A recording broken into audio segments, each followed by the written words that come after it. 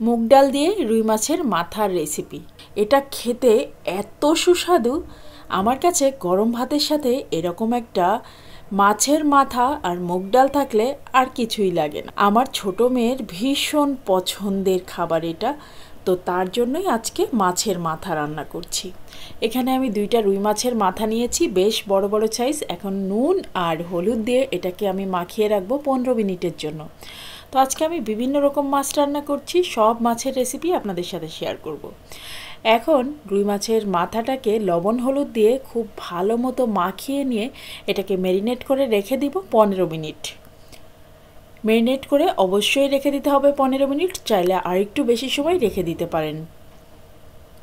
এখন মাছের মাথা দুটোকে ভেজে নিব।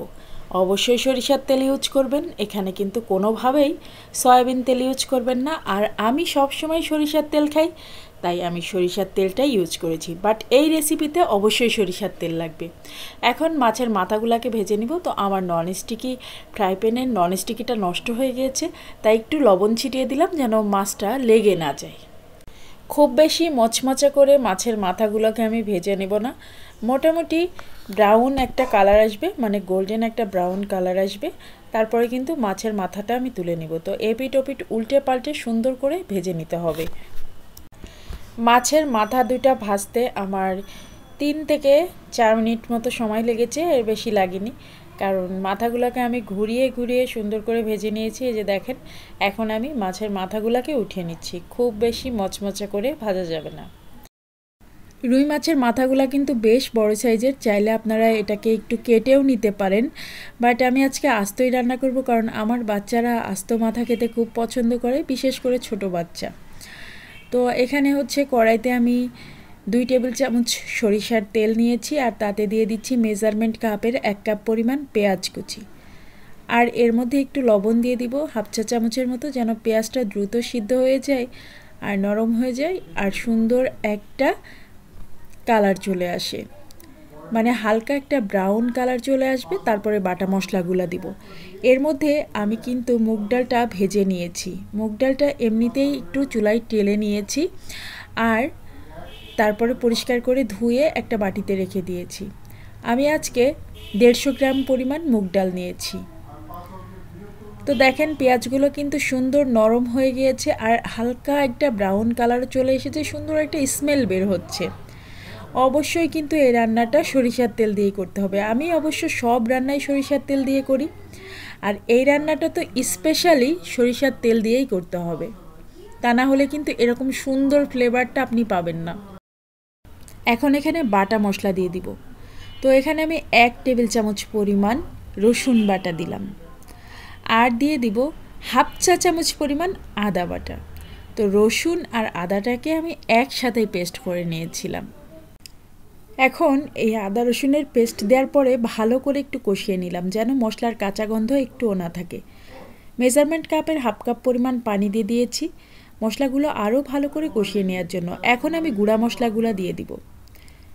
এখানে আমি হলুদের গুঁড়া দিয়ে দিব 1 চা চামচ পরিমাণ, জিরার গুঁড়া দিয়ে দিব 1 চা চামচ পরিমাণ, ধনিয়ার গুঁড়া দিয়ে দিব 1 চা চামচ পরিমাণ, আর মরিচের গুঁড়াও আমি এখানে 1 চা চামচ পরিমাণই দিয়েছি।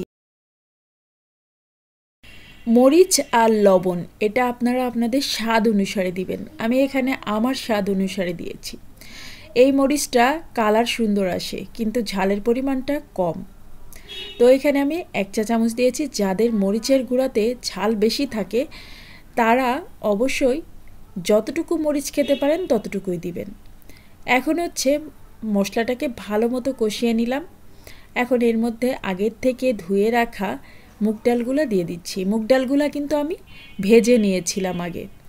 মুগ ডালগুলো ভেজে নিয়ে তারপরে ভালো করে ধুয়ে এখানে রেখে দিয়েছিলাম। এখানে 150 গ্রামের মতো মুগ ডাল দিয়ে দিলাম। এখন খুব ভালো মতো কষিয়ে নিচ্ছি। মুগ ডাল কিন্তু কাঁচা অবস্থায় দেওয়া যাবে না, অবশ্যই সেটাকে একটু চুলায় টেলে নিতে হবে।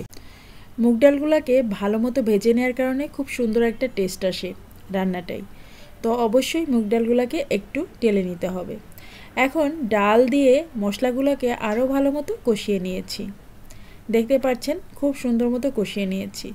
এখন এখানে ডাল সিদ্ধ হতে যতটুকু পানি লাগে ততটুকু দিয়ে দিলাম। আর সাথে একটু ঝোল ঝোল রাখবো, সেজন্য একটু পানি দিয়ে দিয়েছি। আমি এখানে মেজারমেন্ট কাপের 5 কাপ পরিমাণ পানি দিয়েছি। তো এই রান্নাটা প্রেশার কুকারে করলে আরও কম পানি দেওয়া লাগে। এখন হচ্ছে যখন দেখলাম ডালগুলো সিদ্ধ হয়ে গিয়েছে, তখন মাছের মাথাটা দিয়ে দিলাম। মাছের মাথাটা দিয়ে আমি আরও 5-6 মিনিট এটাকে রান্না করব।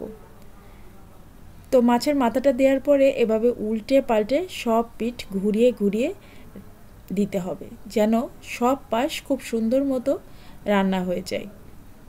এখন কয়েকটা কাঁচামরিচ দিয়ে দিলাম, 6-7টা, সুন্দর একটা ফ্লেভার আসার জন্য। তো আর 3-4 মিনিটের মধ্যে কিন্তু আমার রান্নাটা হয়ে যাবে। এটা খেতে কিন্তু ভীষণ টেস্টি, গরম ভাতের সাথে জাস্ট ফাটাফাটি লাগে। এই রান্নাটা আমাদের বাসায় সবাই খুব পছন্দ করে, বিশেষ করে আমার মেয়েরা মাছের মাথা খেতে খুব পছন্দ করে। তাই তো 2টা মাছের মাথা রান্না করলাম। এই যে দেখেন, এখন একটুখানি ধনেপাতা ছড়িয়ে দিলাম নামানোর আগ দিয়ে। ব্যাস, গরম ভাতের সাথে এরকম একটা মাছের মাথা থাকলে আর কিছু লাগে বলেন?